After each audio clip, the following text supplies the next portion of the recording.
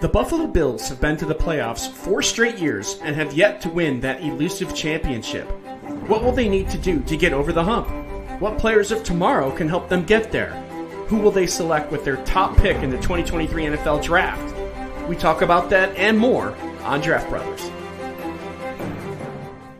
All right, welcome to the Draft Brothers podcast for all things 2023 NFL Draft. In this episode, we'll be taking a closer look at what the Buffalo Bills could do in the draft. I am your host, Jeff Hasley, and I'm joined by my draft brother, Dan Turner. And our guest today is Jeff Bell of footballguys.com and the Devy Royale podcast. Jeff is someone that I've known for a while. I respect his knowledge, especially when it comes to the Bills. He's going to help us understand what the Bills may do in the 2023 NFL Draft. Welcome back to the show here, Jeff. Hey, thank you so much for having me guys. As you mentioned, I'm friends with both of you guys for a very long time. And when you reached out with the opportunity to come on, I definitely said yes. And I'm thrilled to be here tonight. So thank you very much. And I appreciate both of you. And I'm very excited to be able to talk about my team, the Buffalo Bills. All right. Well, what are the Bills going to need to do to get their team to the next level? Let's find out.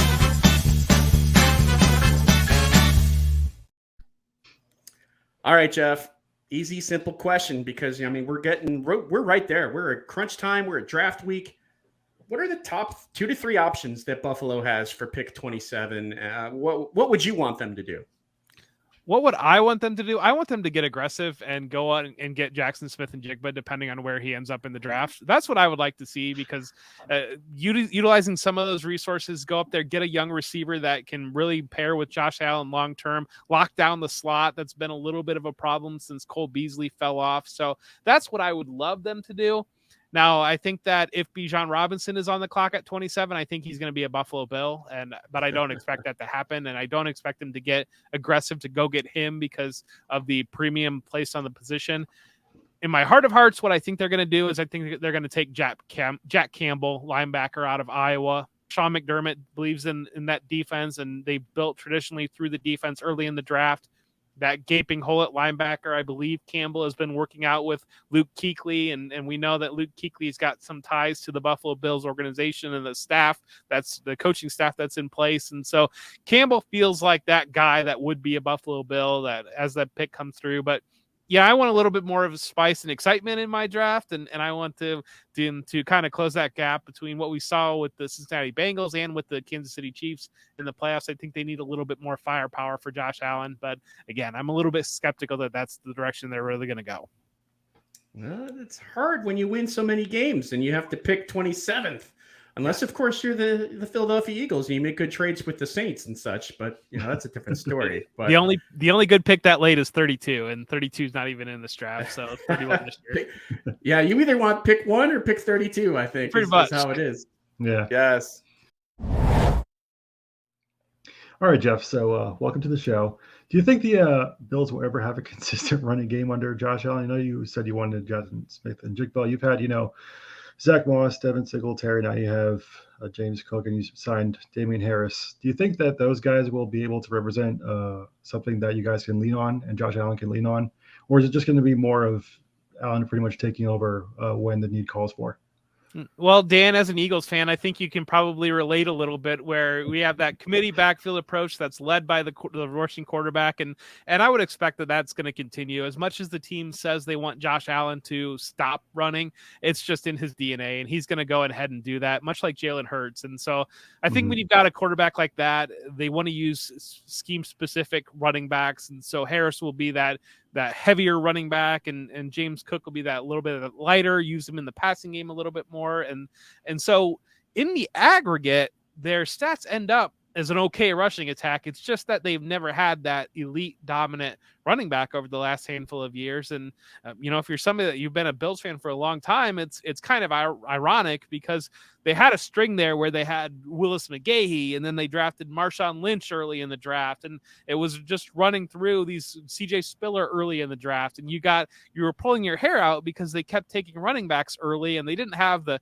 quarterback and the wide receivers and everything in place. Now they're at a position where you're like, it'd be kind of nice to have that elite running back next to Josh Allen. So we just did a show with the Minnesota Vikings and Tyler Forness of the Vikings Wire, and we were talking about how he mentioned that Dalvin Cook is probably not going to be a Viking week 1. So we said, well, hey, what if he went to Buffalo and, spent some time with his brother, for a 5th round pick? Is that something that you would entertain, Jeff?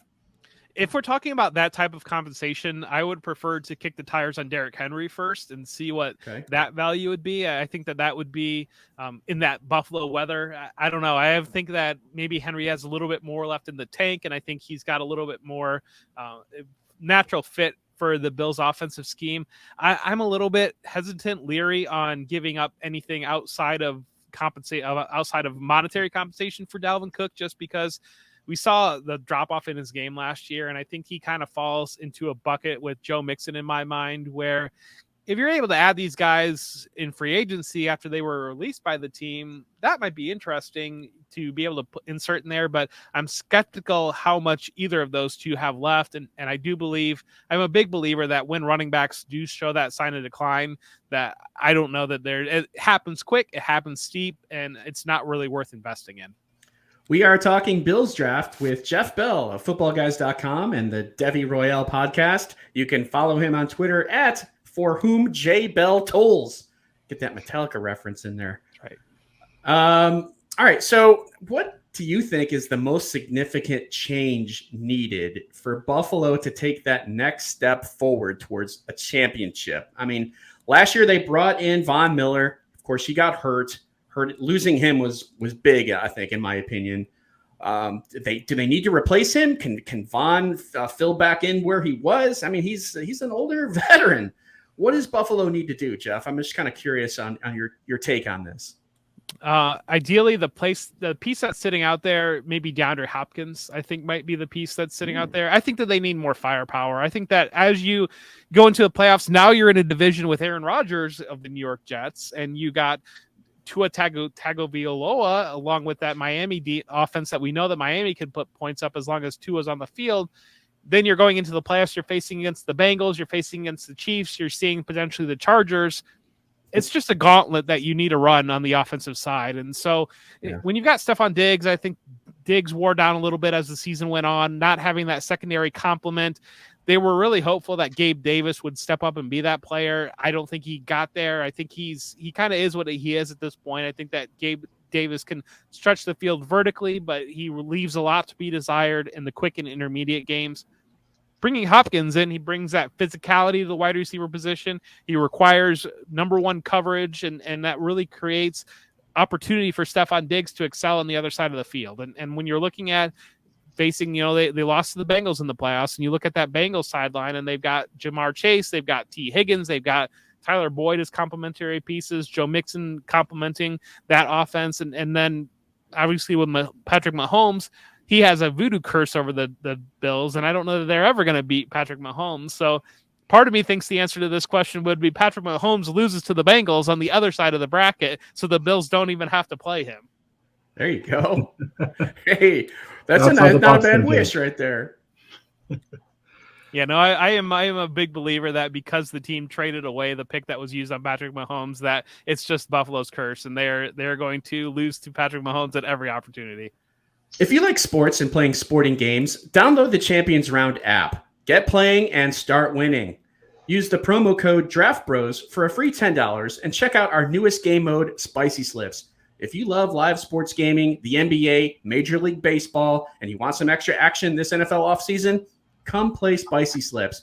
Build a 2 to 5 leg parlay of live props and win big today. So you touched on losing, Tremaine Edmonds before, and in your mock, you said you wanted to pick up Jack Campbell. Schematically, what else can be done to kind of make up for the loss of Edmonds in the middle? Is there a guy that you can plug in now, in case Jack Campbell isn't available, or do you think, you really need to find that guy in the draft to take over what Edmonds gave you? Yeah, they brought in A.J. Klein. They brought him back to the team, and he was able to fill that position short term. They have Matt Milano there, but Matt Milano he's not that guy that can play the deep middle coverage the way that Edmonds was able to. He's more of a guy that he can man up, and he can play that more shallow zone, outside linebacker will position and play in space more up close to the line of scrimmage type player, whereas Edmonds was able to drop and really kind of take and cloud that middle of the field. And that allowed the safeties to create the way that they were, that you saw that great production from Micah Hyde and from Jordan Poyer when they're playing their best. And so that's going to be difficult to replace. I think that we saw I'm blanking on the first name, White, the linebacker from Devin White, the linebacker from Tampa Bay, requested a trade. Maybe that's a potential option if Tampa Bay is willing to go into a major rebuild. I mentioned Campbell, obviously. There's not a lot of off-ball linebackers in this draft, and I think that that's what you saw when you saw NFL free agency. It was a little bit interesting because we were all excited as fantasy analysts and as fans of the game. We wanted to see where these wide receivers and these running backs were going to land. And then that first day of free agency, it was all linebacker signings, and that was because that is a position that's really shallow in this draft. And so that leaves you struggling later picks that you're really kind of gambling on what is a very important position in the scheme. We know Sean McDermott's past history with Luke Kuechly operating in the middle of the field with the Carolina Panthers and the importance that middle linebacker was placed there. This is a defense that believes in that middle linebacker position. And while Edmonds had his weaknesses and he wasn't that tackling machine that you love to see, his coverage ability was exceptional and one of the best in the league at what he did. All right. Well, it is that time of the show to go over our one quick question. That question is, if Buffalo does somehow acquire DeAndre Hopkins, will he be enough to put the Bills over the top to win the AFC? I'm going to start with, and this is just a yes or no answer here. I'll start with you, Jeff, and I'll go to you, Dan, next. Yes. Ooh, yes. Dan? Yes. All right. I will say yes also. We'll go straight through. DeAndre Hopkins, the difference maker. I would love to see Diggs and Hopkins and Allen and just have that offense just completely take off because, like you said, Jeff, that's kind of what you need to do in the super busy AFC. So, yeah. Wow. Dan, any further questions from you? Oh, yeah, here's a good one. So, do you guys take a quarterback late in the draft at all? Or are you happy with, Kyle Allen and Matt Barkley in the depth chart behind Josh Allen?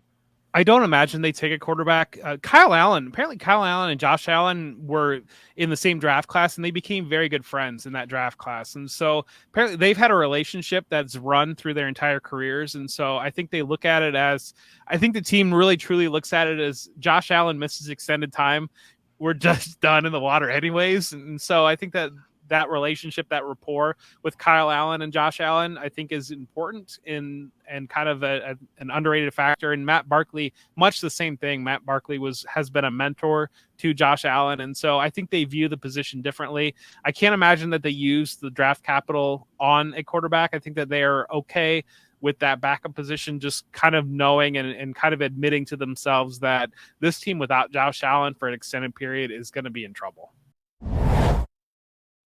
All right. Well, everybody, thank you so much for tuning in. And thank you, Jeff. We appreciate you sharing your expertise and insights on the Bills draft plans. Be sure to follow Jeff. His Twitter handle is ForWhomJBellTolls. And we appreciate your support as well. Please do us a favor. If you like the show, consider subscribing. Leave us a comment. Let us know what you think. What do you think the Bills are going to do in the draft? Literally, any comment helps out. It really does. It helps out our channel. Download the Champions Round app, use the free $10 bonus code, and make sure that you check out our other videos, as well as the Buffalo Bills mock draft that we'll do here with Jeff in just a bit. And, of course, any of our other videos as we prepare for the 2023 NFL Draft. Your entertainment is our passion. We'll see you after the draft to discuss teams as they head into the 2023 season. Thanks so much, Jeff. Thank you, guys.